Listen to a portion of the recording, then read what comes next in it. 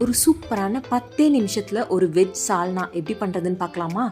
ஒரு மிக்சர் ஜாரில் தேங்காய் கொஞ்சம் போட்டுக்கலாம், வெங்காயம் 1 போட்டுக்கலாம், தக்காளி 2 போட்டுக்கலாம், சோம்பு கொஞ்சம் போட்டுக்கலாம், சில்லி பவுடர் போட்டுக்கலாம், பொரிக்கடலை போட்டுக்கலாம், கசகசா போட்டுக்கலாம். மிக்சர் ஜாரில் நல்லா அரைச்சிடுங்க. குக்கரில் ஆயில் போட்டுக்கலாம், பிரியாணி மசாலாஸ் போட்டுக்கலாம், சோம்பு கொஞ்சம் போட்டுக்கலாம், ஒரு வெங்காயம் போட்டு நல்லா வதக்கிக்கோங்க. ஜிஞ்சர் கார்லிக் பேஸ்ட் போட்டுக்கலாம். ஓரளவுக்கு ப்ரௌன் கலர் ஆனதுக்கப்புறமா நம்ம அரைச்சிருந்ததை போட்டுக்கலாம். கருவேப்பிலை, புதினா போட்டுக்கலாம். பச்சை வாசனை போகிற அளவுக்கு நல்லா மிக்ஸ் பண்ணிக்கோங்க. 1.5 கிளாஸ் அளவுக்கு நம்ம வாட்டர் போட்டுக்கலாம்.